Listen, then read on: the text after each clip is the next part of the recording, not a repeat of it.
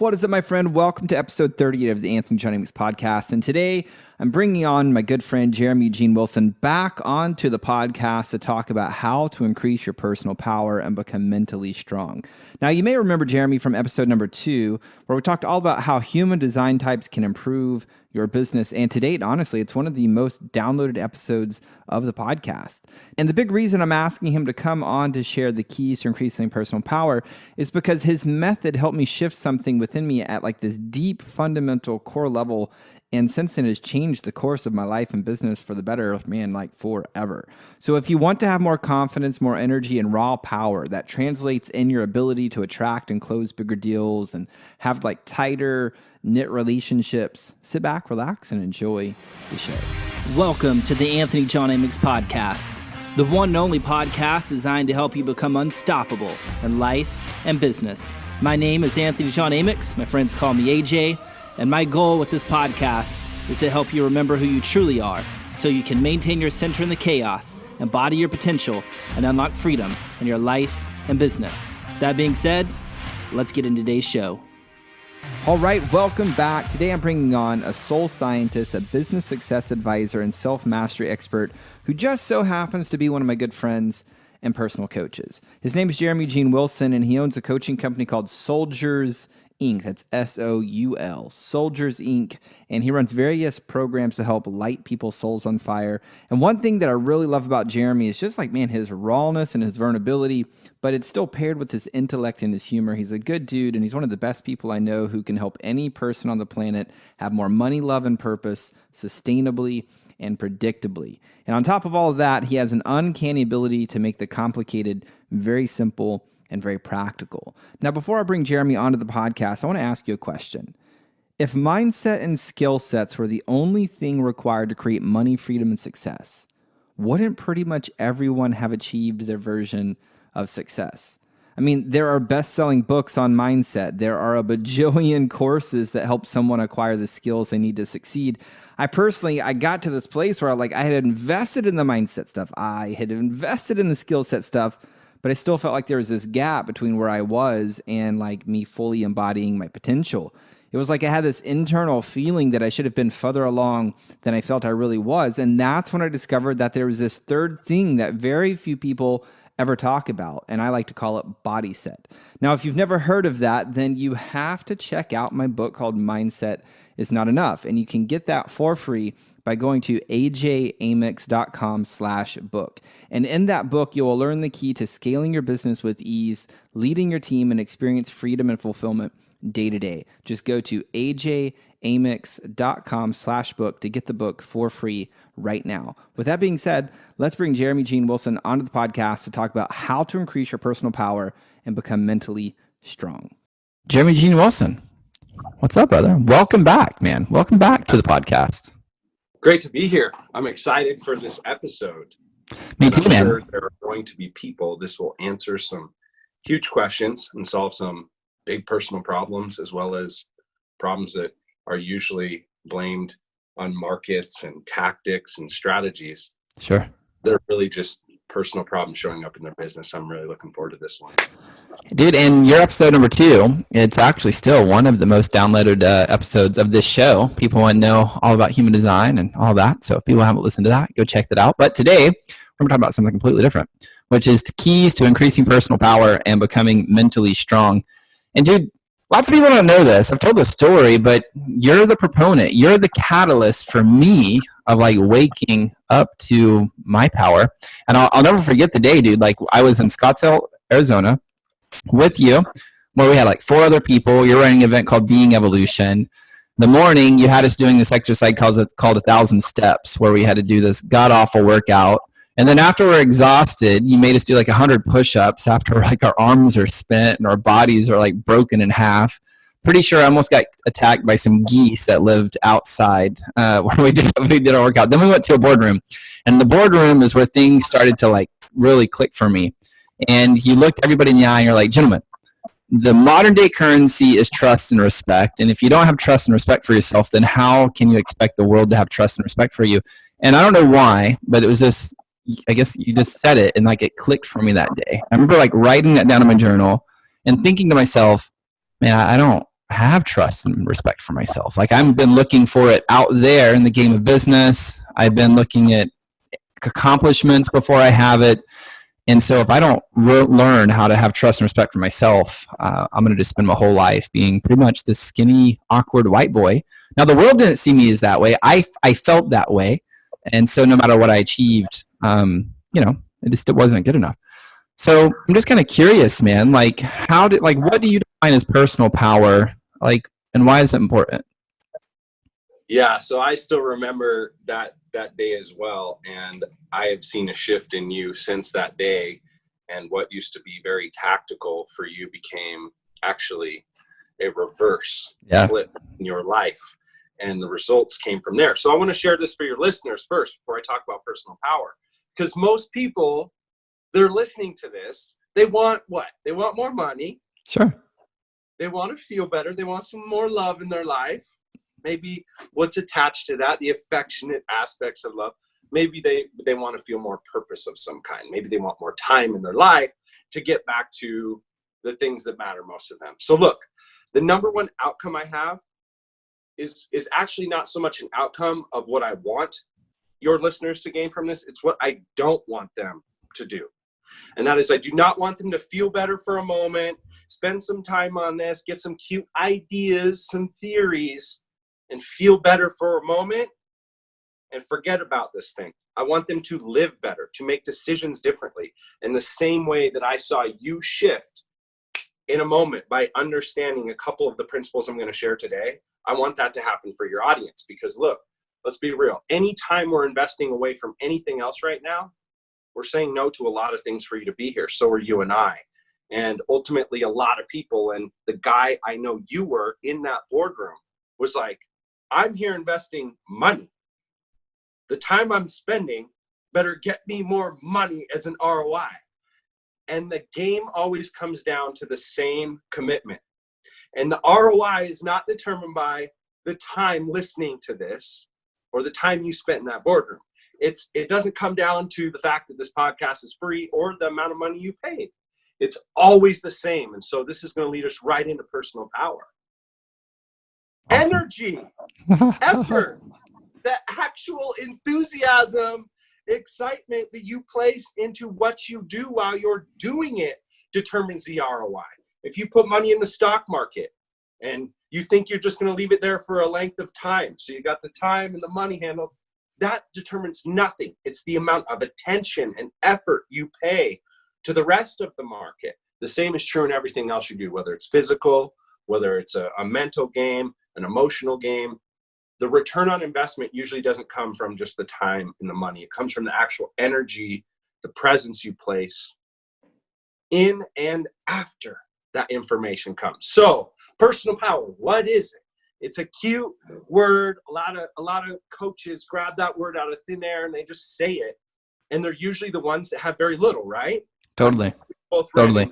For sure. I'm not saying this to be arrogant. I'm saying this because most people, when you say personal power, a lot of people that think that has to do with your assets or some kind of external communication skill set or something that is innately external. And really, personal power is the internal access you have to electrical, energetic capacity. I like to simply call it that. It's capacity. It's agency. Your agency socially to be able to communicate with 1,000 people versus 100 people, it's going to require a lot more energy and the capacity to maintain a high potency of focus between the ears and the mind and a lot of internal enthusiasm. So a lot of grounded self-significance, confidence, inner certainty. To me, that's personal power. It's a combination of multiple areas. It's multiple facets. We'll talk about my favorite 6. I know you have some of your own systems. My favorite 6 facets of personal power are physical, mental, emotional. Physical clarity. That's what you either have or don't have. You're either exhausted, stressed, stagnant, and frustrated in the body. You're energized, enthused, excited, and satisfied in the body.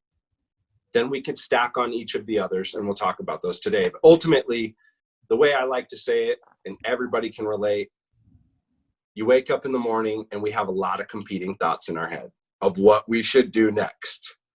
And there's a battle between the emotions of what our brain's telling us to do, what society's expectations, our family's expectations, and our clients and our marketplace's expectations of us, with what our soul really wants, with what our heart really desires. And I believe that personal power is a combination of being able to combine both the external mindsets and skill sets of outer communication, the top level tiers of emotional intelligence, with the lower level tiers, so that our lower self is no longer robbing the power from our higher self. Makes perfect sense to me. And it's almost like if I give somebody an image, it's kind of like a Newtonian cradle, those little things with the little strings or the wires hanging down with little stainless steel balls. There you go. Boom, right there. Right. And most people think like one of them is like, they look at the game of business as like mechanics or marketing or tactics or the mechanisms. But really, it's the power piece. Like on that Newtonian cradle, you pull that first little ball back and let it go. To the degree that you pull that back is what's going to impact the rest instead of everything else in motion. And this is where I feel like is the forgotten piece of a lot of the game of business. It was for me because I looked outside of myself for answers rather than cultivating that power. So I just want to paint that illustration for people. But I'm curious, dude, before we kind of get into like how we cultivate it, I'm curious, like, what was life like for you personally before you knew about an integrated personal power into your life? So, look, I grew up in a very blue collar, what I would say rural, redneck part of the United States in Montana. And I grew up in a way. Do they have tigers? I'm just curious. Do they have tigers? Do they have tigers in Montana? No tigers in Montana. Tigers. But there's a lot of people that call Montucky. Montucky, because there's some savory folk in some parts that don't get around the whole social thing, so they don't quite get it. Montucky. So yeah, there's a lot of that there. Now, I don't want to badmouth because there's a lot of the opposite as well. There's a lot of highly articulate, highly educated, world-class people. However, the community I grew up in and the family that I grew up in, it was a labor force community. And so personal power, as I was raised, it was all physical. Your pain tolerance was determining your strength and your power in society, in the community, within the family, and your value you're going to receive. I always understood at least that fundamental level that my performance physically is going to pay the bills in some way. And the strongest person can work the hardest, the longest, with the least amount of pain, right? Pain tolerance. That was what personal power was to me.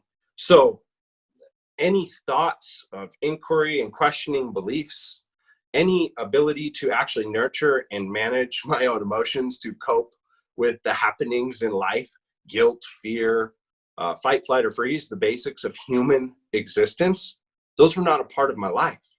And those things I used to absolutely sedate. I didn't know what was wrong with me for a large part of my life, and there was really nothing wrong with me, but everything felt hard. I tell you, everything felt like forced, and I was trained to believe that was natural, that everything was supposed to be hard, it was supposed to be difficult, and making money was never going to be easy. So for me, before I found the very core principles of personal power, I struggled with my health. I was tired all the time. I didn't have the ability to get out of bed in the morning with enthusiasm. I didn't have the ability to focus and control my thoughts. I had a lot of impulsivity.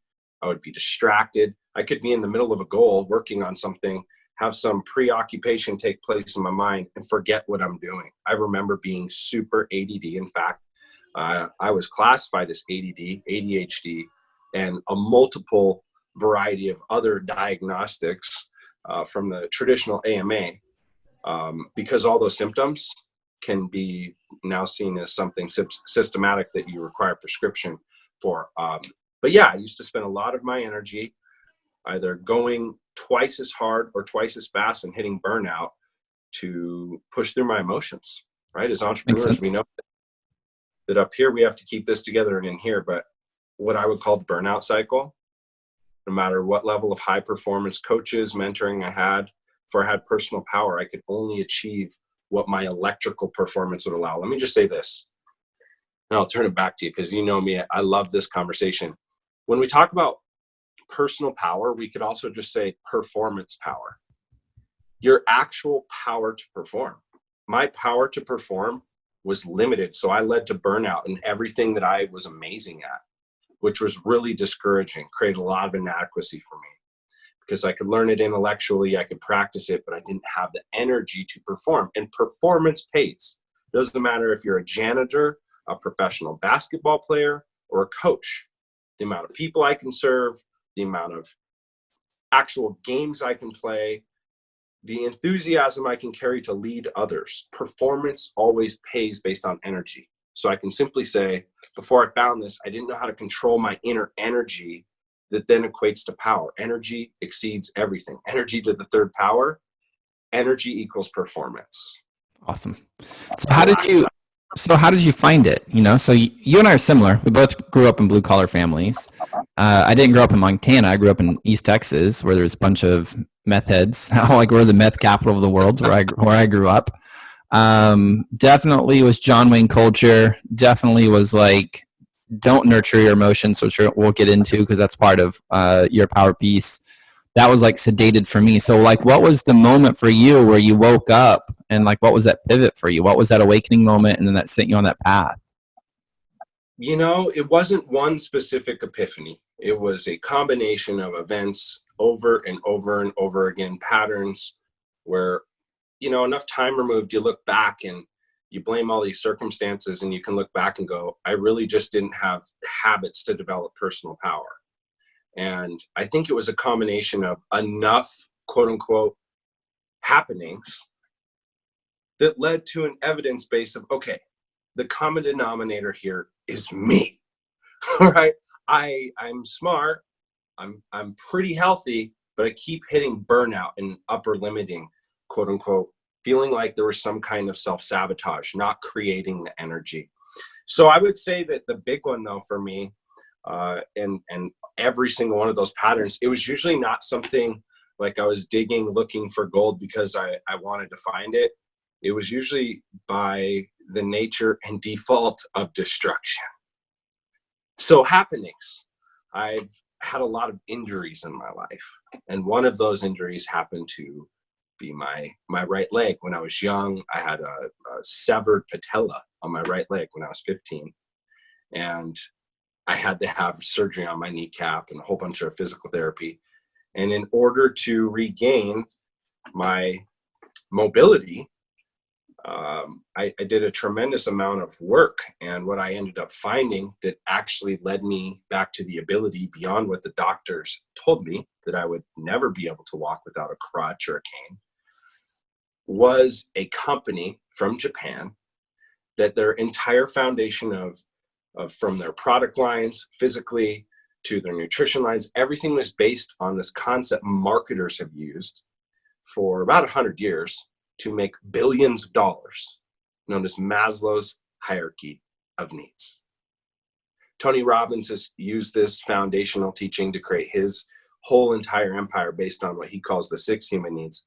I've seen some very specific things in that same scale. If you look it up, the pyramid, anybody here do a little research on Maslow's hierarchy of needs. It was when I first saw that my eyes opened and I went, wow, my behavior is controlled by an internal system of needs fulfillment.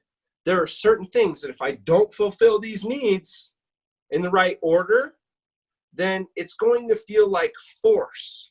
And there's going to be some power drawn from me, telling me to do something different. It's going to feel really hard. Well, I was trained before I saw that system that things are supposed to feel really hard.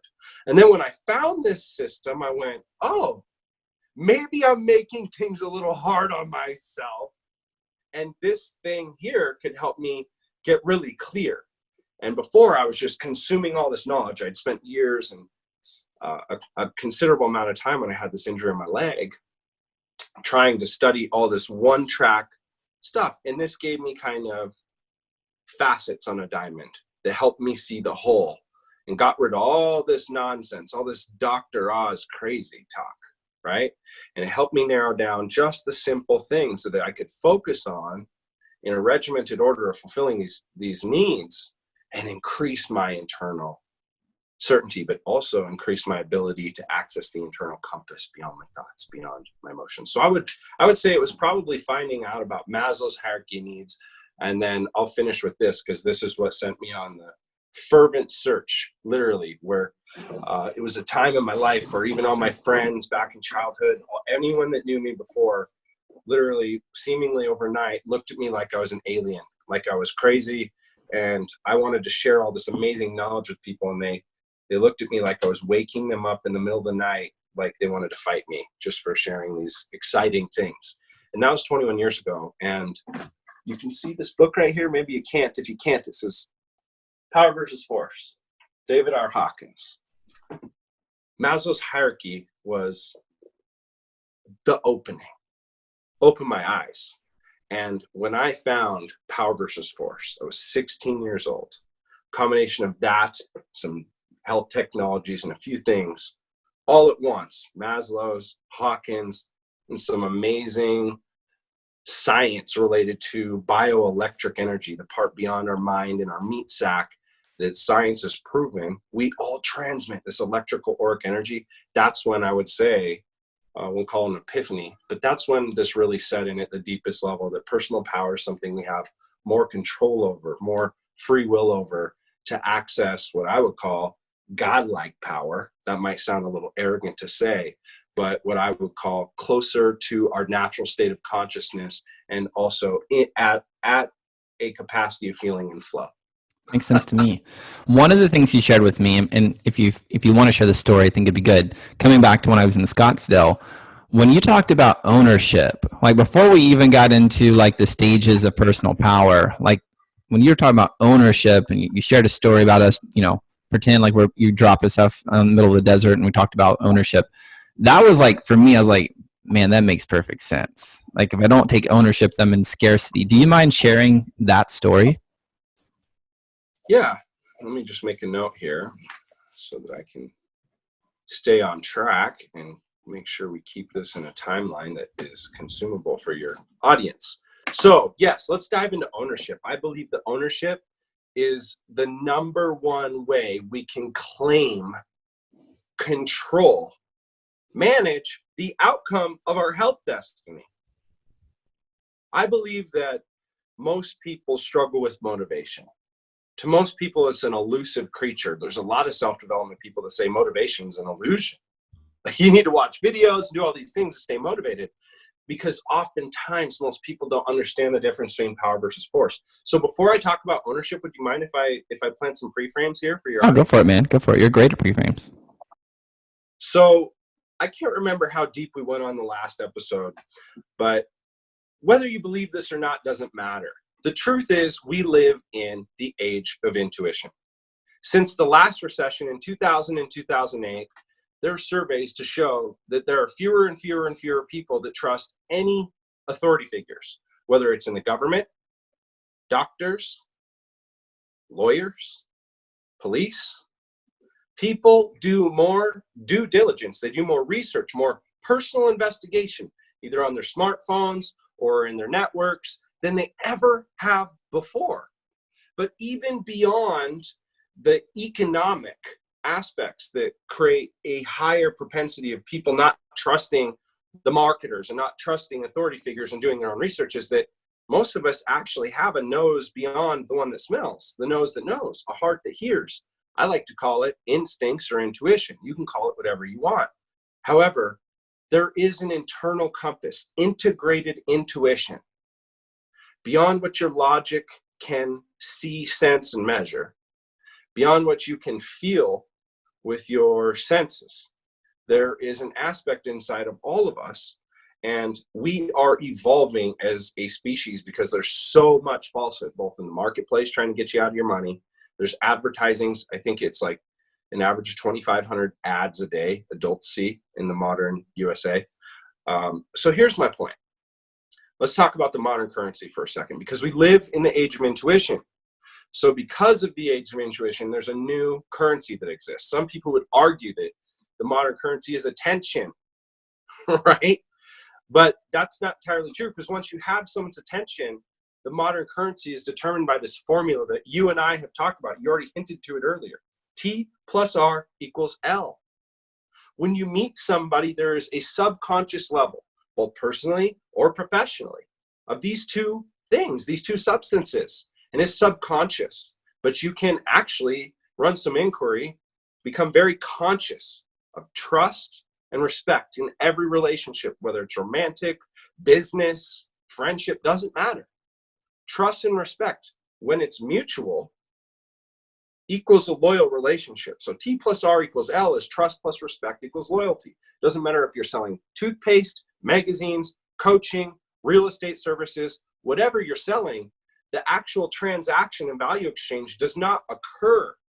There's no currency of financial revenues exchanged unless first there's trust and respect exchanged that creates loyalty in a relationship. And loyalty, in its greatest summation, is trust and respect demonstrated consistently over time. So my point here, right now, more than ever, but for the last 100 years, if you go study consciousness and the science of it at any level, you'll see that more than 80% of humans live in a state of survival. That's the first S in the 6S sequence we'll talk about in a moment. But ultimately, scarcity, need, want, desire, the lack of. And so if you're in the lack of and you're trying to get, look, there are getters everywhere. Most people show up.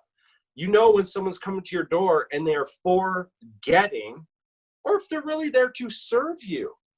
And people don't care what you know unless you know they actually care.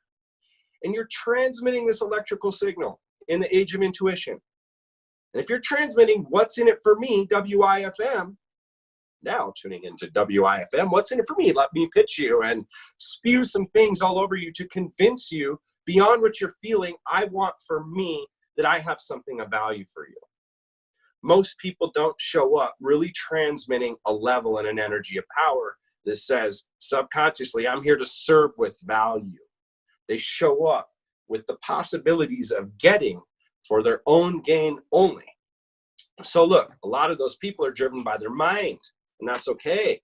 Our mind has existed for millions of years. It allows us to see comfort, the lack of danger, safety, continuity of life, security of money is the most obvious. Zig Ziglar said it many years ago. Money is right up there with oxygen. Okay, and I'm going to talk about ownership. I might have just hinted the first, and ownership, oxygen. We can't live without it, right? But money, to most people, is the thing their mind thinks about. So a lot of people, they're like, where's the first easy button to get some of that stuff? Can I grab some of that greenback cash? Where do I find some peanuts? And you can feel that, right? We've talked about this for a long time. But those of you that are out there, I want to anchor this. And look, AJ, Mr. Anthony John Amex knows I will anchor things 100 times, because if you can remember this, and you can take a moment to really just tattoo this on your intellect and in your heart, that the modern currency is trust and respect. What AJ just shared with you, listen to that part of the story. If we live in the age of intuition, and you don't have trust and respect for yourself, physically, mentally, and emotionally, other people can feel that, and they can only trust you at the level of trust and respect you have for yourself. They're not going to trust you as a leader if someone can sense subconsciously that you don't have trust and respect for yourself. You don't have internal physical clarity. You don't have mental confidence. You don't have emotional courage, let alone a little social certainty to communicate and demonstrate your value. So look, right now more than ever, and that's why I'm anchoring this hard, and for the next 18 months and eternity forward, the world requires more teachers, more leaders, more trainers, and more people with certainty, because we do live in the age of intuition. So those of you that right now maybe feel some guilt because you're in a situation that you don't feel prepared for, and you feel a sense of pressure and some shame, know that that's not going to help you send a signal to others that you're trustworthy now. And so you've got to take some actions to develop some trust. The respect based on fear you either feel, or courage that you're demonstrating through action in face of that fear. People can feel that no matter what's happened and where you've been. Today, we're going to share some things that no matter whether it's today, right when you get done listening to this, or while you're listening to this, or for the rest of your life after, you can utilize even from the comfort of your isolated home or anywhere on the planet with no restrictions to access the ability to create more trust and respect. And it does start with ownership. Now, what are we talking about with ownership? Why did AJ bring this up? Because back to motivation, most people, they're like, oh, I want to do all these things. And then they still can't focus, but they want to do all these things. And there's a war inside between what your mind wants and what does the mind want, AJ? We've talked about this a lot of times. What's the mind comfort. want? The mind always wants comfort. The mind always seeks comfort. Most of our thoughts in our mind, 80 to 90% of them, are just thoughts of our mind seeking comfort. So our mind focuses on the opposite of comfort, potential dangers, so that then we can find the little holes and cracks where comfort exists. And that's called the path that is the least resistant. Okay. The mind seeks the path of least resistance, which is great. That allows us to, get to and fro and maintain a capacity and get where we intend to get. It's great at measuring capacities. However, what does the body want? The body wants one thing in a variety of flavors, and that's called our senses. There's only one thing that really exists. Our mind can only think thoughts in one moment at a time. Our body can only experience one moment at a time. Sight, sound, touch, taste, smell. Doesn't matter if you're listening to this right when it comes out or weeks after hundreds of other people have heard it. If you're listening to this, it's right now. You can only hear, experience, feel, and process life, filter this consciousness through your body, primarily with our senses. That's where all of our memories are stored before we stack some kind of opinion known as beliefs about what our experience means. It's all in our senses. So what does our body want the most? Sight, sound, touch, taste, smell. That's why we have so much sedation when people have a ton of mental noise. Seek comfort. Whole bunch of stories and things going on, because that's what the mind does, which is a gift and a curse. It's kept us alive for however long humans have evolved here on planet Earth. However, in the current present time, there's a lot of uncertainty. So, and then the body's like, wait, what do I do with all that? Can't control all those things. It's creating a lot of emotional responses. Well, I just want to access my senses. Sight, sound, touch, taste, smell, TV and food together. Wow. That activates and fulfills all those senses for most people that disrupt those thoughts.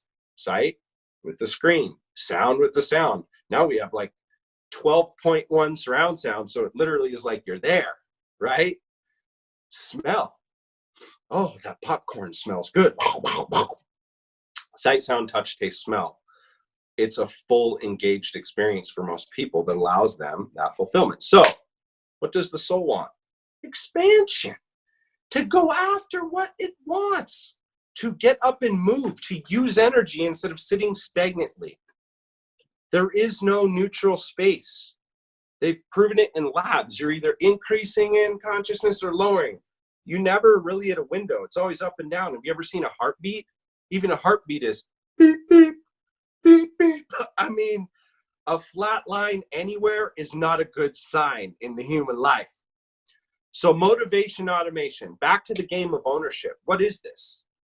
Well, how do you actually automate your motivation? What does that mean? So the actions you're taking feel natural inspired action flow. It feels like you're supposed to be doing it. You can find joy in it, even if it's difficult and challenging and frustrating. You can fall in love with the journey. Most people haven't found the right sequence. And so I first want to just explain this last little pre-frame known as the success sequence.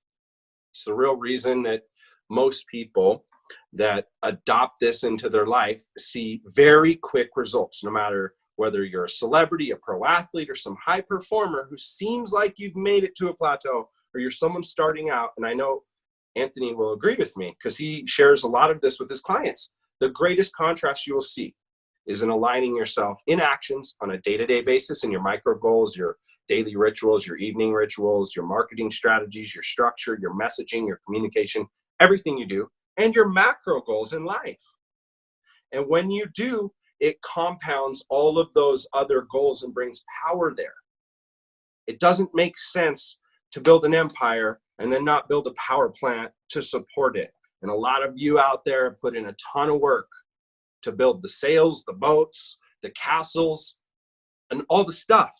And this can give you the power to finish it all and power the empire, the system, and still show up in your family, in your relationships, and have some love for you. So you're not giving the people in yourself what's left of you after you're out accomplishing your dreams, but still able to give the best of you to all things. So the success sequence allows that. We have needs: physical, mental, emotional, social needs, societal needs, right? We have financial needs, spiritual needs. Anyone that's been isolated at home for any period of time starts to get stir crazy, right? You're like, I want to be around people, even though I can communicate on the webs and on the Zooms. Sometimes it's not enough with your family, especially if I'm away from my kids or my wife. I've been away for weeks at a time. It's not enough to be on Zoom, right? You feel that need. It feels like a need. Finances, that one's an obvious need in the modern world we live in. I've yet to have any social media likes pay my bills. When I go to the grocery store, they make me not only enter cards and type codes, but like it's a process, right? So I certainly haven't yet overridden my ability to just ride through life for free. We have financial needs, but we also have internal spiritual needs. And this 6S sequence is based on that original piece of Maslow's hierarchy broke down into a simple format you can remember called the 6S sequence. And it starts with the first S, survival needs. And what AJ was mentioning is ownership. We're going to give you the ability to master your survival needs today, so you're no longer ridden by scarcity. When you think about money, when you think about love in your relationship, what you're not getting, and we're going to remove those thoughts naturally that are showing up, I need to get, I need to get, I need to get. And replace that with, I have plenty to give, plenty to give, plenty to give. So the first one is survival needs. The second is sensation needs. We talked about the body. We need to access our senses. For our mind to have any confidence, we have to remove the overwhelm of the external noise, be able to access some kind of grounded space inside our mind. There's plenty of things you can learn to do that, to become present. Emotional is significance. We want to feel some internal sense of significance. And what is that? Do your emotions serve as resistance for you or support? However you just answered that question inside yourself determines where you're at currently in your own personal significance. Because if there are any emotions inside yourself you see as resistance and not support, then when those emotions show up in the people you love and care about the most, and those that you don't, strangers as well, you're going to see them and those people as resistance. That's going to keep a victim mindset seeking comfort as long as those emotions are something you're not comfortable with. You have to fulfill your emotional significance. Social needs, that's service. Really, it sounds crazy, but why do we want to be around people so bad? It's because we want to feel important in our service and our contribution, whether that's just hanging out with the family and they're admirable that we made the work to be there because it created an impact with our energy and our character and our attributes. We all feel a sense of duty to contribute to a community in some way, whether it's our immediate families or our communities, our nation, or the globe. Some of us have a deeper level of that service ingrained in us where we feel responsible for everybody. You have to fulfill those needs, or it can leave a lot of guilt behind. So those can be power drains, but the ones that are most important: financial security, survival, sensation, significance, servitude, service to society, security. Most people believe that if they just go make money, that they'll feel better in the body and their mind will be fixed and all their emotional problems will be solved.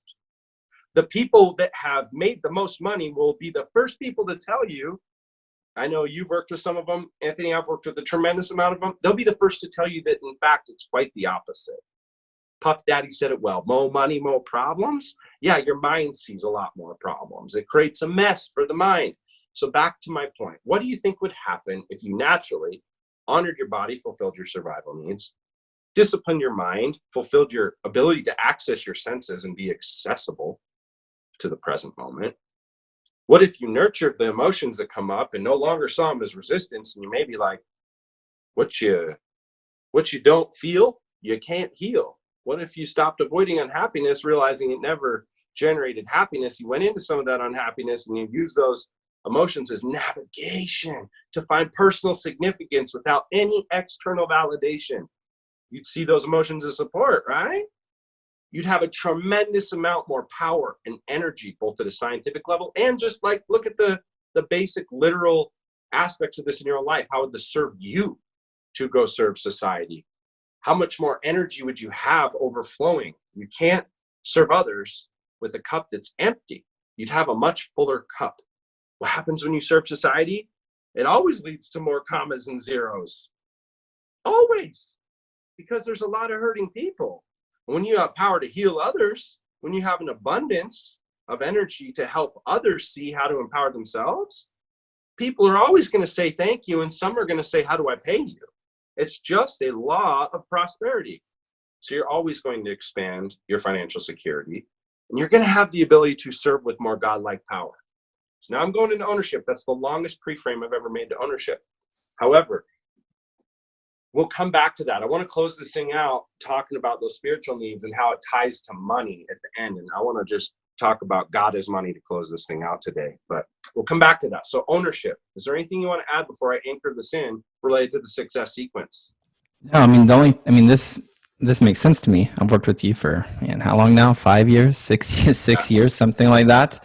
And so like this changed the game for me. Like this is, again, simple to do, simple not to do.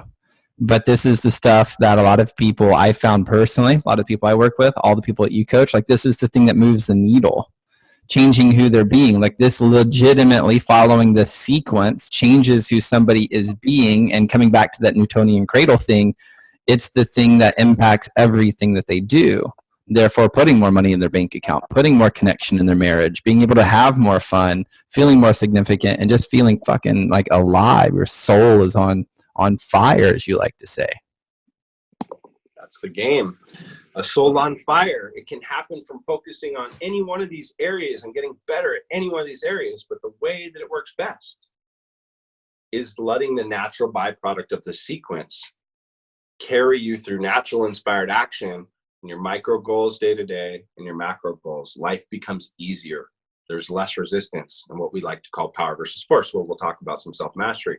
So, you ready to dive into ownership? Yeah, dude, let's dive into ownership. And just to recap here, so those 6 S's: survival, sensation, significance, servitude, security, and the last one was soul. Is that correct? The 6th? Yeah. Brilliant. Yeah. Cool. Yeah, let's dive into ownership, dude. The ownership piece, I don't know, somehow it just unlocked and I got it. I clicked because I realized how much in scarcity I was trying to create from. And there's a universal law on the planet. I mean, it's physics. You probably study it in high school or college. Law of vibration.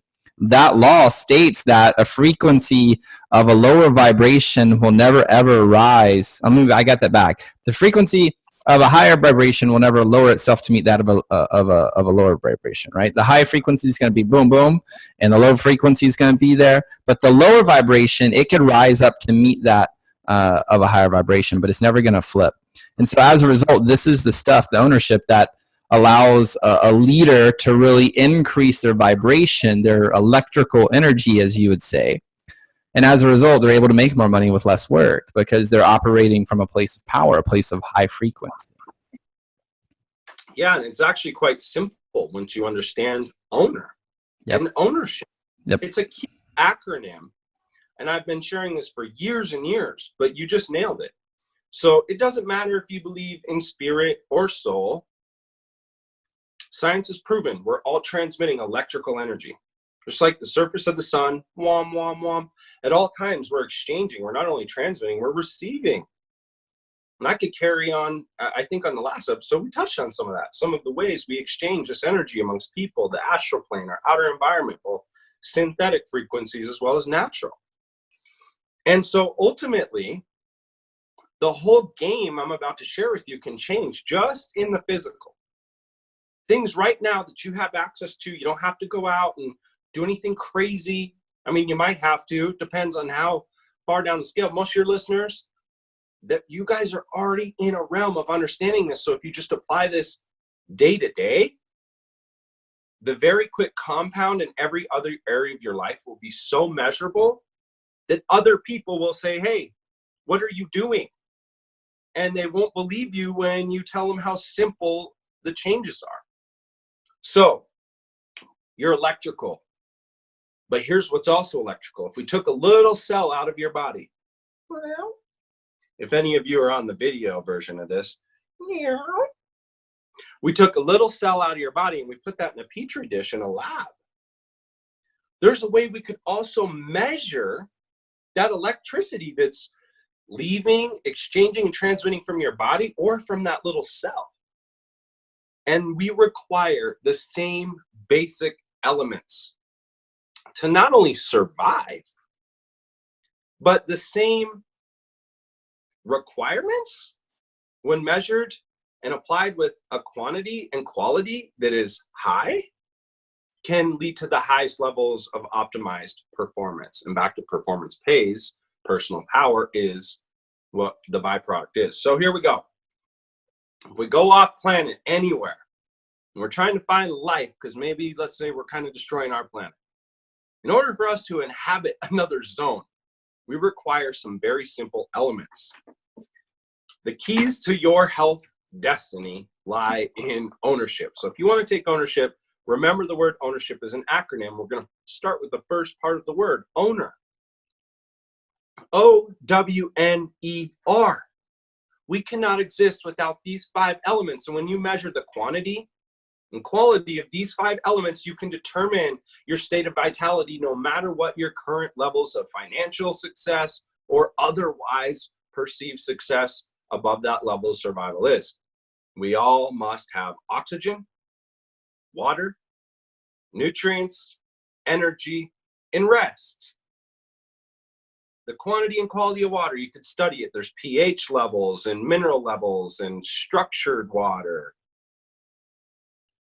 Nutrients. Nutrients that support more oxygen in the body. Nutrients that have a lot of water compounds so that you're not actually like losing water, retaining water, holding the right amount. Energy. There's 2 types that govern most of our existence, earth energy and sun energy. We could divide the harmful from the positive. There's UV, infrared, and full spectrum light that create powerful benefits to the human optimization system. What heals the body? The body. When you give it these elements, the body restores. And the R is restoration, not to be confused with sleep, because your restoration quality is determined by your body's access to oxygen, clean, healthy, fresh water, nutrients that support those other qualities of high oxygen, high water. We're 70 to 90% water, and water by nature is H2O. It's a third oxygen when it's 7 pH level. If you're not familiar with pH, it's a 0 to a 14 scale of basically oxygen level to the opposite, which is known as acidic. It's alkaline is oxygen rich. Acidic is the lack of oxygen. Water at its purest form is H2O at a 7 pH. It's a third oxygen. It's delivering all of the goods we require that we know if we go to outer space or down in a submarine in the water, we require oxygen. We require fresh water. We require nutrients. Right now, some of you have spent some time maybe isolated, maybe, I don't know. And there sure is an obvious need for these elements when, what I like to say, the shit hits the fan. But most people forget about this in their journey to performance. I have people come to me that have achieved high success in business, and so do you. And sometimes they think I'm crazy when I say, hey, how much water have you had? They're like, what the hell? I pay you tens of thousands of dollars to talk to me about whether or not I'm drinking water? But look, you're a battery. So back to that little petri dish, and I'm gonna anchor this with a couple of examples that might take this really simple concept and open your eyes. Imagine right now that all the cells in your body start to be starved of water. Well, it's said that until your cells in your body are 80% depleted of their hydration levels, that's when you feel thirst. When your cells have already been depleted 80%. Some of you may be seeing me taking drinks, lots of water. I have 2 bottles of water here. If you did not give that water to your cells, well, imagine in your neighborhood right now, if all of the water stopped working in your neighborhood, what would happen to you, AJ? What would all your neighbors do, and what would you guys do? What would be going on? It'd be chaos if nobody had water. So let's say everyone went to their faucets tomorrow morning in your neighborhood, wherever you're listening from, and you and all your neighbors in your community, all the water wasn't working. Well, what would happen? All of our focus wouldn't be on toilet paper. Our focus wouldn't be on marketing. Our focus wouldn't be on our fitness. Our focus would be, I need to get on the phone with this water company. Our message, we'd be screaming, we need water. Well, when your cells are depleted of water, their electrical signal is down at this very weak signal, and it sends all of your attention. And so if you're trying to do something else, and your attention and your natural inspired action is to drink water, you might just feel a sense of, oh, I need something. You might think it's, I need more money. I need to go make a marketing message. I need to call a client and build a sales call. No, you might need a glass of water.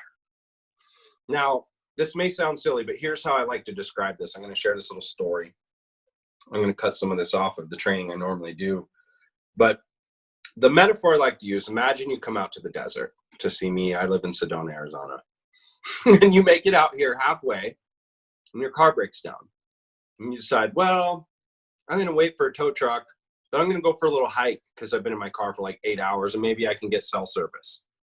And you keep thinking you can get cell service, and you end up lost in the desert. Okay? You get turned around, you're lost in the desert.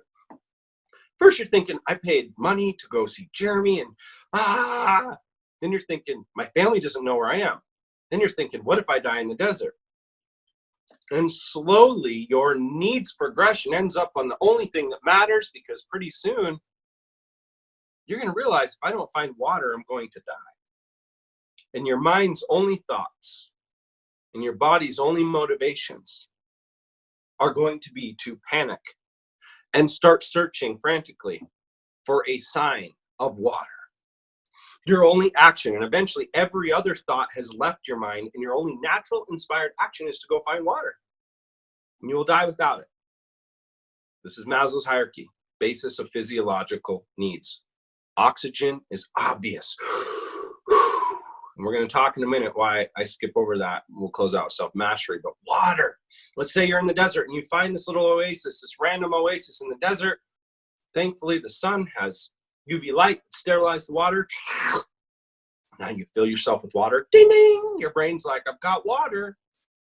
In fact, you look and you're like, I have a lifetime supply of water at this little oasis. The next thing you realize, you hiked around the desert all day and you're probably like, your belly's probably grumbling. You're probably a little hungry. Now you're requiring some nutrients. The cactus and the juniper trees in Arizona are providing some oxygen. You found your oasis of water. Now it's time to get some food. Your only thoughts, you're going to think of your family once in a while, but then it's going to come right back to, oh my gosh, I'm so hungry, I could eat my fist. And let's say in this fantasy, there's coconut trees around your oasis. You're like, oh wow, there's coconuts. You're going to climb and scratch. Even if you lose all your fingernails, you're going to get some coconuts. Crack them open, eat some coconut, fill up with some coconut meat. A lifetime supply of coconuts. There's so many you could eat an infinite supply every day for a year. Now you've got your oxygen, water, and your nutrients handled, assuming you could just live off coconut. Okay, let's say there's some other essential herbs, vitamins, and other foods. This is a fantasy. However, imagine the game, because the only way you could focus on it, there's shows like Naked Afraid. You have to handle food, survival, shelter, these basics. So you got your oxygen, you got your water, you got your nutrients. The next thing you're like, wow, it took a lot of energy finding the water. It took a lot of energy getting the nutrients. What is the law of energy? The more you spend requires more restoration, energy, rest. And the person that spends more energy gets more energy only when their body gets to add it to them through the healing process, usually found in sleep and restoration. Your body's going to demand restoration. You find a little pocket of comfort. You rest. Now we're going to go into ship. I'm going to dive into it. Because look, guys, if you can master oxygen, get oxygen into your lungs. Without it, in 3 to 5 minutes, you die.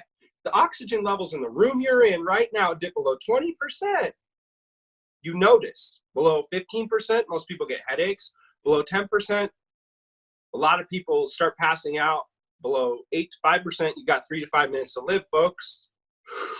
Get high on your own supply. My man Wim Hof teaches a lot of amazing physiological things you can do with the breath to fill yourself with oxygen at will. Get high on your supply right now, every day, all the time.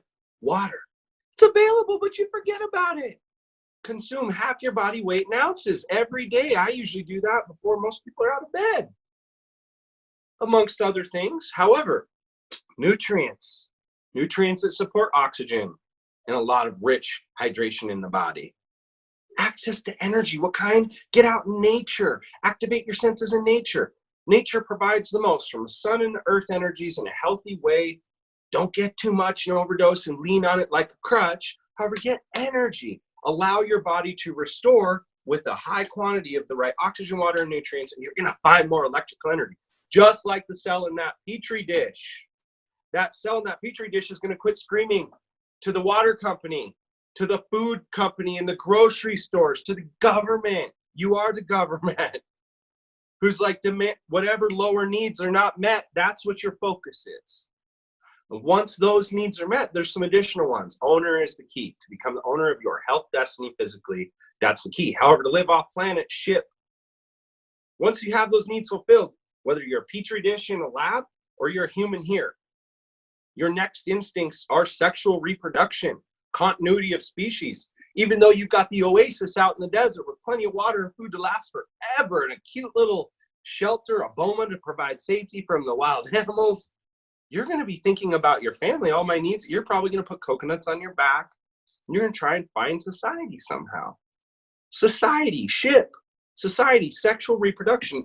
If you give a cell in a petri dish those needs, it then can duplicate and have cellular reproduction. Cells will duplicate in the lab only when you give them the appropriate elements. We know this when we have plants in our home. They need what? They actually need the opposite of oxygen. They give oxygen. But they require water. They require nutrients. That's why we put them in soil, nutrient-rich soil. Energy, aka sun energy, earth energy. They're usually planted in dirt and earth. And they get a period of darkness. If it's too bright for too long, they die. They are the same as us. Almost everything on this planet is. So, what is the H? I'm going to sneeze. No, that was not an unnameable virus sneeze. Ownership. OWNER. Oxygen, water, nutrients, energy. Rest. S is society. Sexual reproduction. The H is heat. If you look at the range of temperatures that exist in the universe, picture like a 10-story building. That's the range of temperatures that exist in the universe, and put a pinprick on about the 5th floor. That's the little tiny range required for humans to exist and survive. Not to mention the amount of other light and radiation we can tolerate, which is very, very minimal. My point is heat, whether it's induction-based or actual temperature-based heat, we require specific range, and our motives cannot be fulfilled. You could have a Nobel winning prize idea in your mind that just hit you, and you walk outside and it's so cold, the only thing you can think about is, shit, it's cold outside. The only thing you can think about is finding comfort. Your mind focuses only on getting you back to a state of not dying of the cold, and the opposite is true for the heat. When it's super hot, I live in Arizona, we sometimes in mid-July, it's 110 degrees. You go to Scottsdale, 120, 125 degrees. 123, I think, was the hottest I've ever been there. Oh my God, I can't think about anything. I'm so hot. All I can think about is how hot I am. The I may have to take a break. You guys edit out in a few minutes to go intestinally eliminate some urine. Now, that might sound crazy, but that's what the I is, intestinal elimination. Whether it's a petri dish, cells have intestinal elimination, exhaust. They're like reproducing with the nutrients, oxygen, water, nutrients, energy, and rest, and the byproducts we don't need. Dead cellular function has a waste system. If you don't believe waste is a big deal, ask the sanitation planning people in your local town if shit is a big deal, and shit's a big deal. That sounds messed up, but intestinal elimination, no matter what it looks like, controls your thoughts. If any one of you right now has to take a pee or number whatever, go hit pause right now, because you're not going to hear or be able to comprehend most of what I'm sharing, because your brain's saying the only need you have is to go do that. And if you don't, you die of septic shock. You can damage all sorts of organs and systems. SHIP.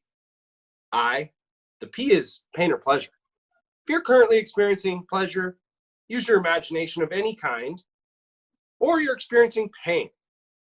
And if I stomp on your toe, your only focus is to solve that. You get a cut on your foot, your only focus is to go fix the cut. You get a broken bone, your only focus is fix and heal the bone. If you get sick, your only focus is get better. And so the point here, ownership. If you fulfill all of those lower needs, these are needs of the lower self. The lower self is not good, bad, or ugly. It is just a very easy game to fulfill needs so that your internal cellular function, those little cells in the petri dish that is your body, and the total collective of those cells that is you, is transmitting something that doesn't say, I need to get. And that's step one. That's just your physical honoring of your body system. So that's ownership. Thank you. Speaking of that, you can edit this out or not. I'll be back in 1.6 minutes. Awesome.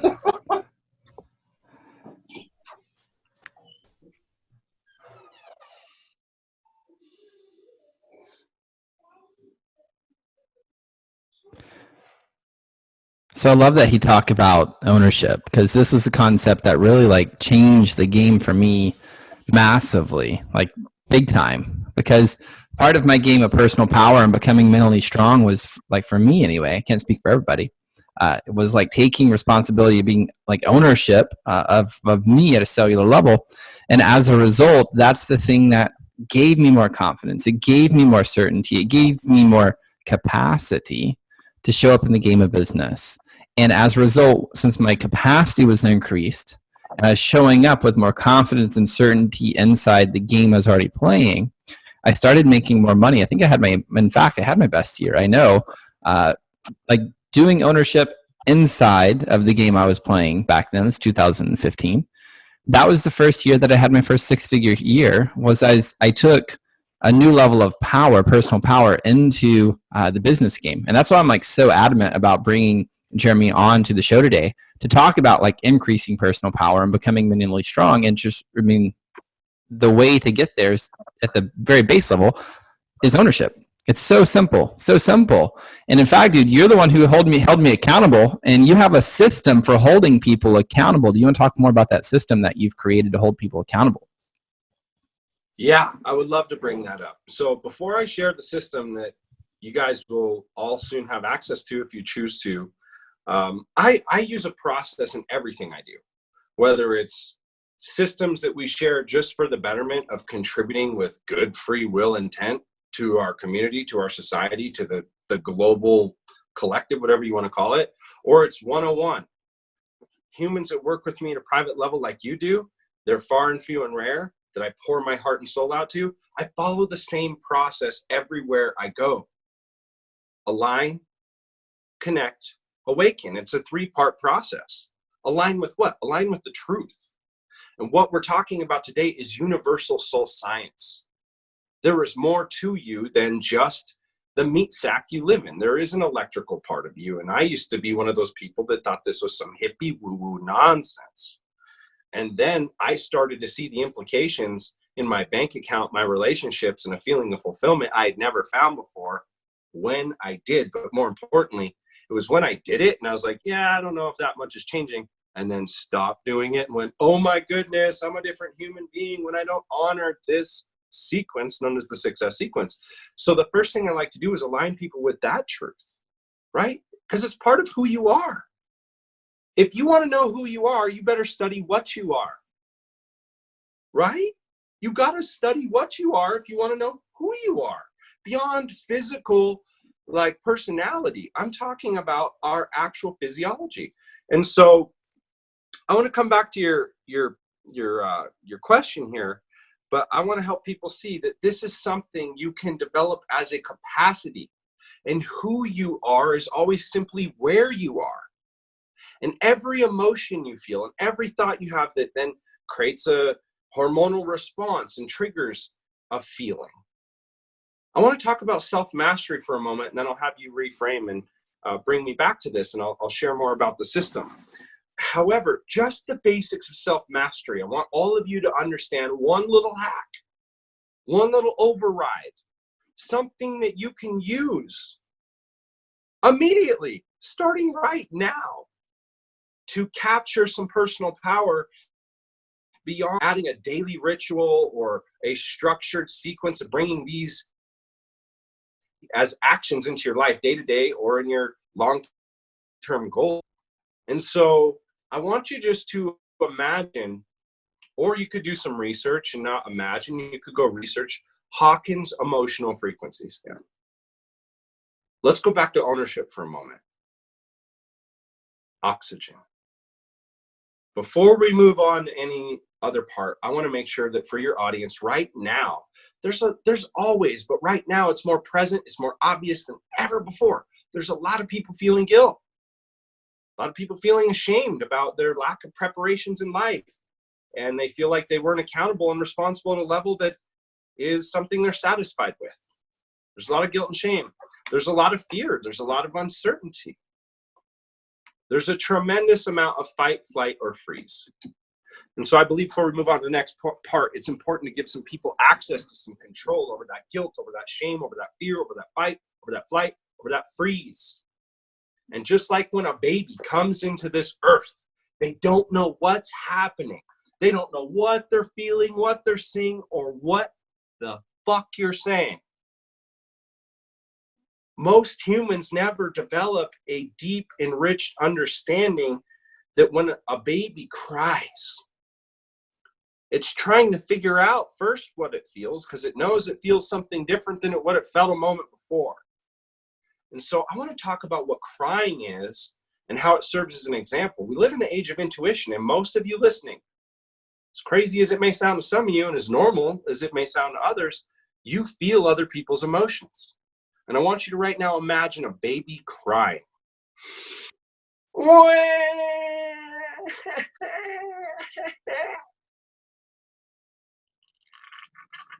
AJ is laughing a little bit because he has a child that's still like young and once in a while cries. I have a 9 and a 7-year-old, so they don't cry at the same level a brand new baby does. But everyone that's been around a baby that cries like that makes everyone feel uncomfortable. When that baby hits that bottom, what I call the silent no, where there's no breath left and they're about to take a huge, huge, huge inhale and start over. Even louder, pushing out more air because they got a full breath air to push out now. Most people come running. What I want to share with you, if you just look at the emotional frequency scale, our breath, the oxygen in our lungs determines the emotion we're feeling, but more importantly, the emotion we're feeling determines our lung capacity. Fight, flight, or freeze is a neurological nervous system is wired to your lungs. For nature, we had bears and lions, tigers, and creatures that we had to worry about that were dangerous. And so if something showed up, even now, sometimes maybe someone jumps out and spooks you, and you go, you take a giant breath in. Our fear system is wired hard. Our emotional system is directly connected to our amygdala function, the part where we experience emotions, primarily fear, and you can start to reset. And I believe the number one rule of self-mastery is understanding your oxygen levels and your breath related to your emotions. If you're feeling guilt and shame, you're breathing in the bottom of your lungs. You're not even getting oxygen in except for this little top part. If you're angry and frustrated because of fear and the desire, limitation is motivation. I'll say it again. Limitation is motivation. What you're limited by, you desire. Desire creates anger. When you're angry, you're not getting any lungs in your lower lungs. So, ladies and gentlemen, brothers and sisters, audience that's listening so graciously, understand that the number one key to everything I just shared, if you want to have more self-mastery, if you master your breath, I repeat, if you master your breath, you've mastered the rest.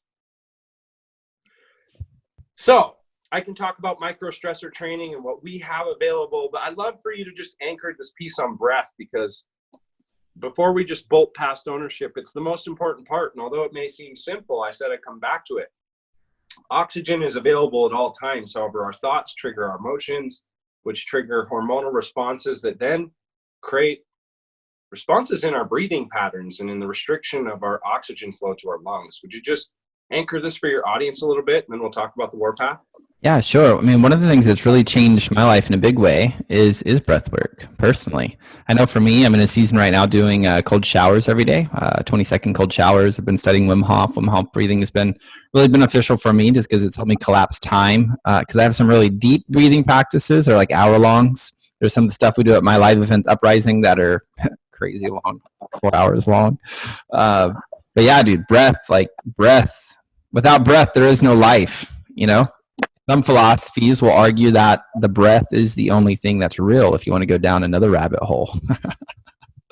So yeah, dude, breath is so powerful that people overlook, especially here in the West. In the East, they've spoke about the breath for thousands and thousands and thousands of years, and they have very deep philosophies and different types of breath, and how just breath in of itself can move emotions. It can raise your vibration. It allows you to, I've seen physical feats being able to be extended because somebody's leveraging the power of their breath to be able to extend how much pain their body can endure or reduce pain.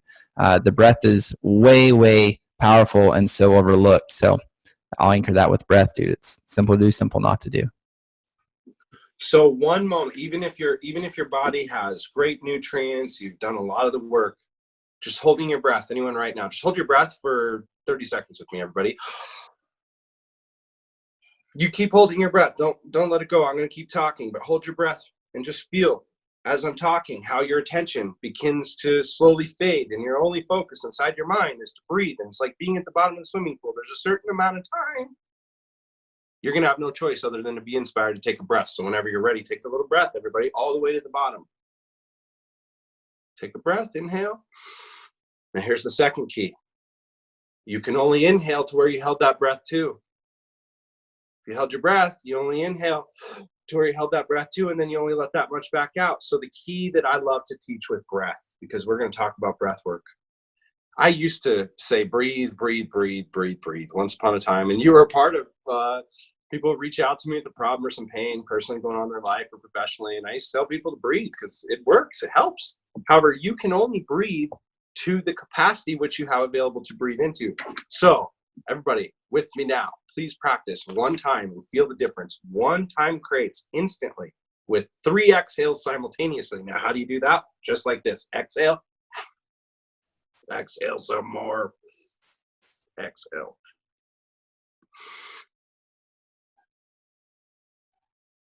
You have no choice.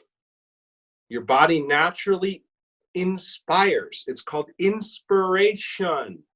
It's natural flow of oxygen without you having to say breathe. No one has to tell you to take a full breath, but when you do control your exhales,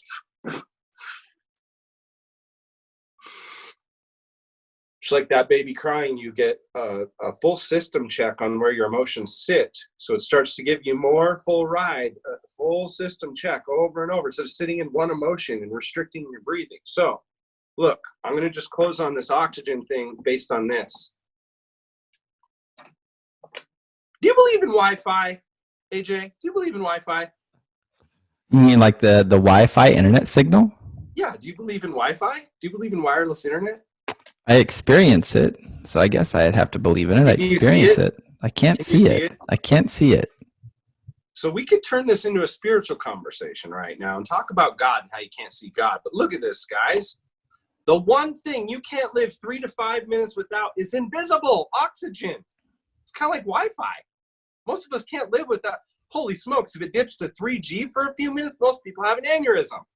Something you can't see that slows down something on a screen, okay? 3 to 5 minutes without oxygen in your body and you die. And it's invisible. The most powerful substance we require to live. And it's available for you now. So I said it before, I'll say it again. Wim says it really well. Get high on your own supply. Exhale, exhale, exhale. And isn't it interesting? Oxygen, then water. It's also an invisible substance that can exist as vapor, as liquid, or as material, ice, substance, block, dense substance. These two substances are more responsible for your existence, for your energy and your power than anything else in your life. And if you just monitor those two alone, something here now, and make sure that there's clean, healthy water, and you'll have more access to personal power and energy and motivation than most of the gurus' tactics, all the Gary Vee stuff, the hustle muscle, tell you can't hustle muscle no more, is never going to serve as much as the breath work and some water. So I wanted to anchor with that because most people, they're focused on, you know, I need to get more money right now, and I need to stockpile food, and I need to figure out how to exercise at home, and force. But the only power is found by supplying yourself at every level, your lower self to your higher self, the needs of the body, the needs of the mind, the needs of the emotions. And we start here. So on that note, let's talk about the warpath. Every system I've created, like I mentioned, follows align with the truth, connect to solutions, awaken a new reality, awaken a new community, awaken a new destiny for you in each of those 6 levels we talked about in the success sequence. And the core system that I've created has been evolved and changed over the years, but we've now created over the last couple of years a permanent structured system designed using the science so that you can honor your body on a day-to-day basis as a morning ritual, a primer to bring more energy in your life so that you're showing up in the world as a lighthouse, as a giver of energy, enthusiasm. So let's talk about this. If you're a listener right now and you feel exhausted, stressed, or stagnant and frustrated in the body at all, there's one problem: neglect. You're neglecting to honor your body with the appropriate nutrients, the rest, and the activity. The law of energy: the more you give, the more you get. If you sit on your couch and watch Netflix for 2 weeks, what energy do you have left at the end of 2 weeks? Versus a person that every day, multiple times a day, is active and tightening their muscles and strengthening their heart with cardio. The end of 2 weeks, that person has a lot more energy than the person sat on the couch. So if you can be accountable to honoring your body, even one day, you put in some exercise, your next natural hunger is going to be for nutrients to supply the deficiency you created of energy. And you're going to immediately find more clarity before you've even gone to bed that night. In one day, what was exhaustion, stress, stagnancy, and frustration becomes energy, enthusiasm, excitement, and satisfaction. The same is true with the mind. And so I want to talk about some of this in a moment. And we could go all the way to the top of the scale, but the same is true in the mind. There's a lot of you right now that are absent and checking the news and distracted by every impulse of opportunities and scarcity and fear, and preoccupied with everything except what you can control and what you can plan and execute. And that leads to a lot of impulsive behaviors, makes you feel overwhelmed. All you have to do to rid yourself of that is get really clear on the simple actions you can take to be more present, to be more focused, to be more mindful and intentional. And those are really simple. Our system, we design just at the baselines, honoring the body and disciplining the mind, doesn't matter what level of success you're at, as a habit stacking system so that you're learning and developing accountability in these systems. We have software to track people's accountability for themselves. You don't have to be in an open group. It can be just competing against yourself at your own pace so that you can see where you're at just in those base levels for free. We've also added the emotional nurturing levels. Now, here's the piece I want to add. And I wasn't going to, but look, I can't stop it. I love this stuff. A lot of people right now, it's really obvious to you how emotionally intelligent you are. When crisis shows up, when conflict and stress and all sorts of uncertainty shows up about the future, not only are our thoughts racing about all the possibilities that exist. But every one of those possibilities secretes hormones into our body that then create emotional responses. Emotional responses are actual physical responses. They're no longer just a thought or an idea we're thinking about. And a lot of people right now don't have an identity. They had jobs, careers, and all sorts of different hobbies and talents being expressed in many different groups of people. And right now, isolation has caused a lot of people to be with their emotions. And a lot of those emotions they cannot see as supportive. And there's a lot of resistance. So a lot of you out there that are sedating because you can't find any benefit to these emotions. You only see them as resistance. And you're judging, maybe if I feel this way, it means I'm this kind of thing. And my family, my people might think something about me, so I can't express these emotions. And you're attaching anything in your actual identity to these emotions. It's causing you to feel dependent on those around you as well. And so I want to share. Our systems are all designed to help people honor their body, discipline their mind, and nurture their emotions so they can connect to those emotions, create a sense of neutrality, acceptance. And would you just talk about for a moment how this system has helped you convert what used to be resistant emotions that cause discomfort for you, that would create victim thinking, well, if only these emotions and people in my life to all emotions are support that continue to propel you naturally into service for others? Could you just talk about that for a moment? Yeah, I mean, I used to believe that there are certain emotions that were bad. Anger people hurt, anger is bad. People who are angry hurt people. People who are too sexual, well, then they're like perverted. I mean, everybody has these thoughts due to whatever environments they grew up in, due to whatever cultures they grew up in, where we label certain emotions as right or wrong, or these things should be or shouldn't be. And what I have learned, I'll have you consider, is that they're all God. God is sex, God is money, God is love, God is anger, God is sadness, God is joy. And by us not being willing to embrace and allow them to move through us, what happens is we diminish the power of God, the power of the soul, the power of source, universe, whatever you want to call that. You diminish its capacity to flow through you. And so by being able to open yourself to the entire range of the emotions, where you're not labeling them as good or bad or should or shouldn't, then you're opening up your capacity for source to flow through you, to have a full human experience as the unique experience known as you on this planet. So what I've experienced, not just like philosophically, but tactically, I have more capacity to hold space, unconditional love for people who are angry, where I can be with them. I can seek to understand them rather than trying to justify why their projection of me is right or wrong, or me justifying or pretending or sedating that what I'm feeling is right or wrong. I can just be with it, and I can nurture that part of me. And as a result, it's the constant moment by moment by moment, remembering I am the soul in control. And from that place, I have massive amounts of power, meaning agency, to then go create whatever it is I want to create. Powerful. So that was, those of you that want more control, rewind and listen to that piece over. And I want to anchor this right here. I want to take a little moment, a little segue, and anchor two emotions that I know are really present right now. Attached to a lot of guilt of either not preparing or not having enough responsibility of reserves or whatever it is that's causing guilt for people. We still have social media. I have clients right now that are thriving. I have clients that have made millions of dollars because of this crisis, and not because they're leveraging it in any unethical ways or ethical ways. Because there's certain industries, like right now, if you're in the toilet paper industry, guess what? You just made 10 years worth of revenues overnight. Now, I'm not talking about there's real estate, supplements, there's a whole bunch of industries. So because of that, one emotion that is very present that not a lot of people understand: jealousy. There's 30 million people that have lost their jobs in the United States at the time of recording this.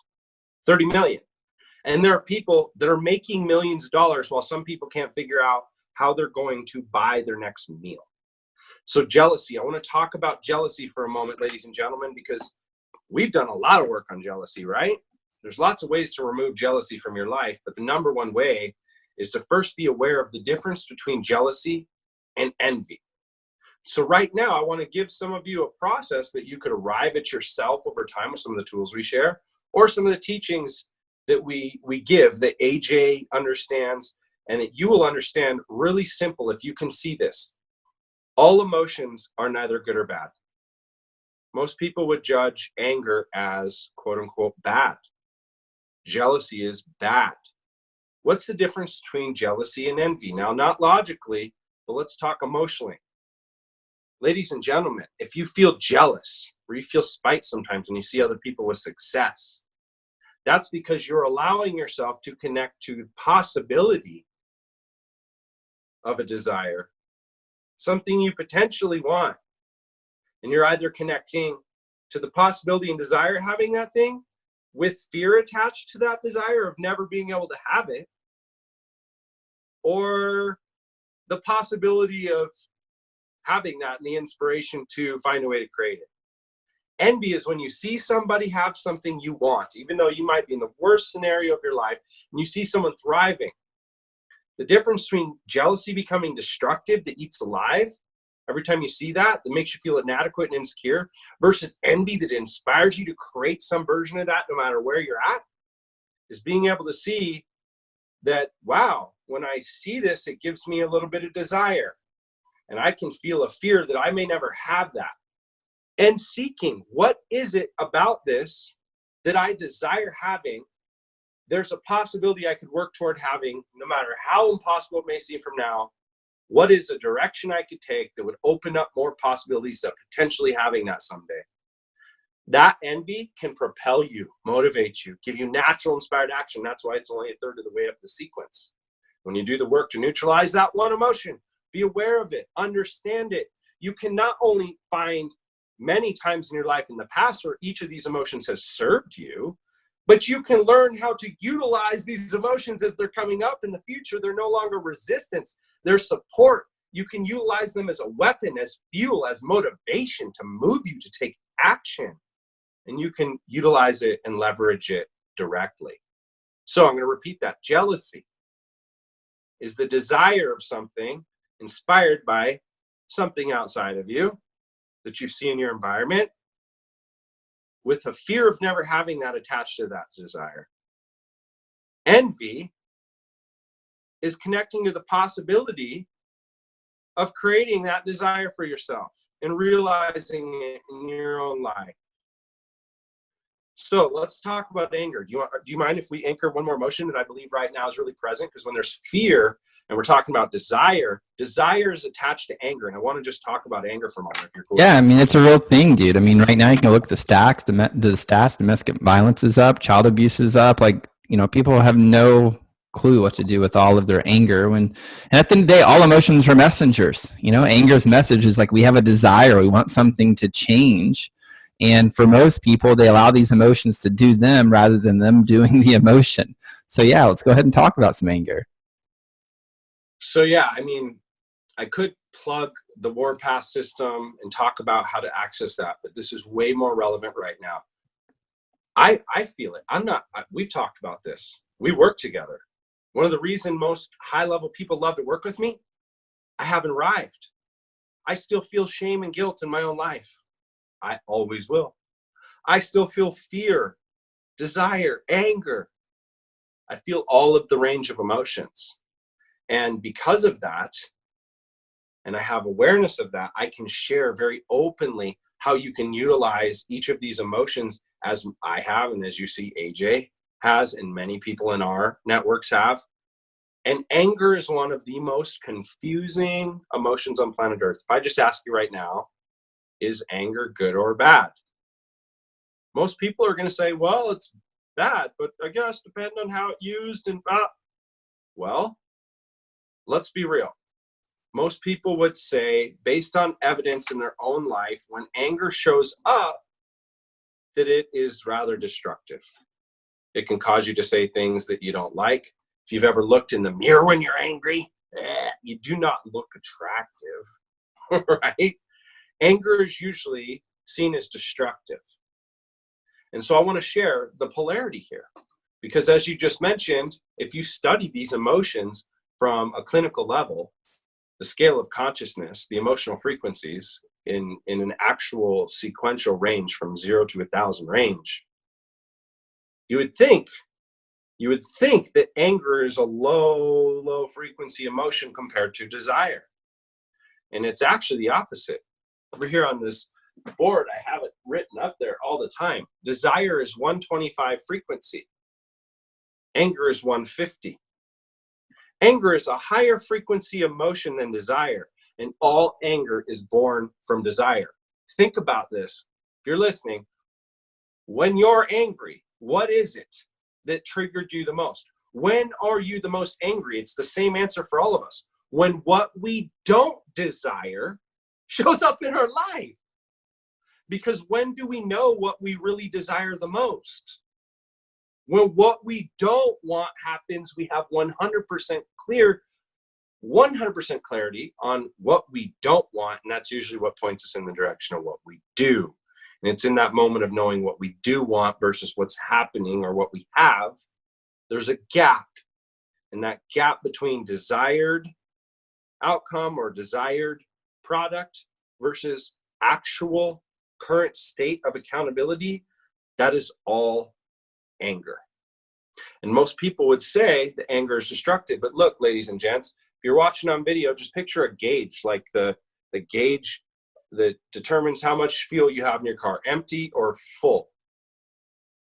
Picture that's your anger gauge. And on one side, it says don't want. And on the other side, it says want.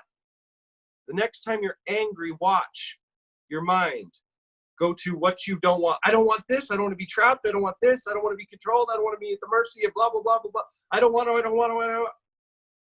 That's destructive anger. The difference between destructive and constructive anger is focusing on your desire. Now, most people would tell you detach from your outcomes and desires. Absolutely not. Because you know where conflict exists? Well, inside ourselves and inside our relationships, conflict exists in non-mutual desires.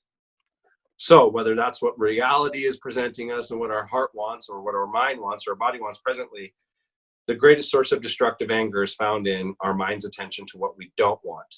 And if you can redirect your attention simply to what you do want, it allows your mind to start to use imaginative ability on your right brain to consider how it could possibly start creating those potential outcomes. So I wanted to at least leave an anchor, because right now a lot of you have anger and frustration. You don't know where to put it. Get clear on what you want. Stop focusing on what you don't want, and all of a sudden you're going to find yourself in momentum creating things that you never thought you could. Bam! I wanted to anchor that here. Awesome. Is there anything you want to add to that? That's good, man. So for those who want to take ownership, for those who want to honor their body, they understand the importance of being able to discipline their mind and nurture their emotions and serve society and expand prosperity and really shine their soul. How can they connect with you? I know you're on Facebook, facebook.com/Jaramy, JARAMY.Wilson. You have Warpath. Is there a URL that they can go to for Warpath? So they could go to Soulwars, SOULWARS.co. That's .co. Soulwars.co. That just goes to our private Facebook group. We have a small amount of people in there. Our little tribe, our little team is constantly every week posting a few new videos where we demonstrate these basic rituals that are found in the very core of our Warpath Prime system. We have been working for years to bring a public version available to everybody. It's been in the final stages of development for a long time, and it is in the final process. So if you want access to it, you can find access in our Facebook group. That's where we are going to be giving away access to anyone that wants to learn the independent strategies in the Warpath Prime system, which is about 12 individual principles tied to actions that in the morning, we have our own breath work. We have very specific disciplined accountability for how you honor your body, discipline your mind, and nurture your emotions.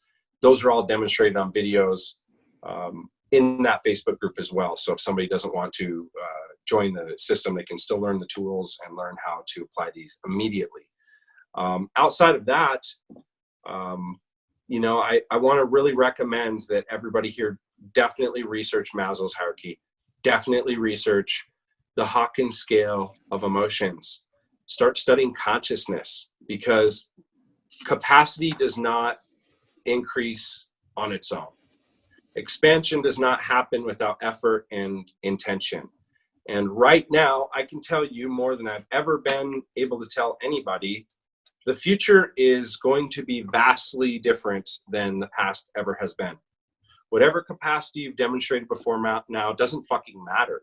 Even if you feel like you've been a beast before today and you feel like you're doing amazing, there is a deeper sense of hunger and awareness that there is going to be a harder dedication and devotion required in relationships, in businesses, and in everything to keep our countries and communities and families together from here on forward. It's 100% clear. You're either going to be different, you're either going to change, you're either going to increase in capacity to meet the demand the future is going to require, or you're not. So my advice is draw a line in the sand, re-listen to this podcast a couple times. We could share all the sales strategies. AJ and I have been responsible combined for multiple millions upon millions of dollars in client revenues. And we can tell you it doesn't come from video sales letters and marketing copy. The frequency of the message matters more than the message. The messenger, the light you're shining, means more than the words you're speaking. So take this into account.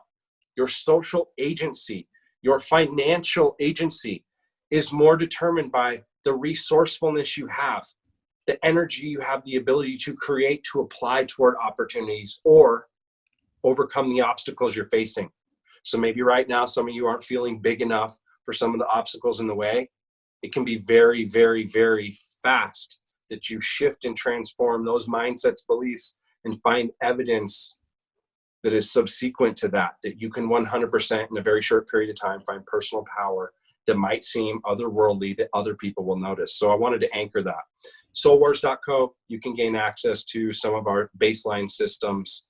But ultimately, right now, we're in a time of darkness, and some of you can be the answer of prayers, be a symbol of hope and a beacon of leadership just by adopting some of these principles into your life starting right now based on what you got from this podcast. Awesome, dude. Well, dude, thanks so much for coming on and sharing your genius and your wisdom, dude. Appreciate you, homie. Thank you. Hey, I appreciate you. Infinite love. And for those of you that haven't got to hear AJ's other podcasts, he had me on one other episode.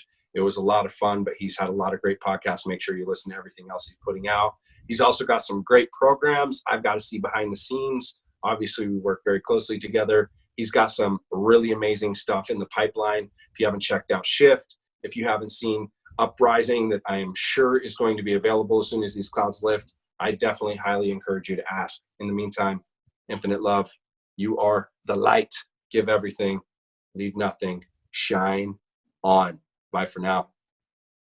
Well, there you have it, my friend, Jaramy Eugene Wilson. Now, originally when I recorded this interview, I personally felt like it was like a little all over the place, but I feel like we brought it all back home and it all kind of worked out. Now, the concept of ownership completely and radically changed my life. Like that thing helped me make more money. It helped me to experience more admiration from my wife. It increased my capacity to handle like pretty much anything life throws at me. And it's a really, really, really big deal to me. And it's why I wanted to bring Jaramy back onto the podcast to share it with you.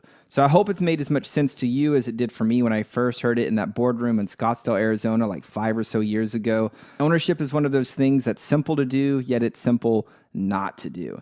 And every time I have a client implement and stay consistent with taking ownership every single day, I watch as the natural byproduct is closing more deals, working with higher caliber clients, and just creating like a tighter knit relationship with those that they care about. So I seriously hope that you'll take what he shared with you seriously. So that's going to do it for this episode of the Anti Dynamics podcast. If you haven't joined Shift 101 yet, I highly recommend you do it. It's a free community dedicated to helping people destroy mental blocks, embodying their greatest potential, and unlock riches in their life and business. To learn more about that, simply go to ajamix.com/community. It's free. All you gotta do is just go to that link, ajamix.com/community, request to join. And I'll also tell you, once you're inside the group, it's full of life-changing training from personal development to business development to marketing to sales. Like It's in there, so you may want to go check that out. So thank you so much for being here. Until next time, my friend, I'm out. Peace. Well, that's all I've got for this episode of the Anthony John Amix podcast, but we have plenty more to help you become unstoppable in life and business. So head on over to ajamix.com for exclusive resources, information, and tools to help you break through to a new level of freedom, purpose, and success. I look forward to having you back for the next episode. Bye for now.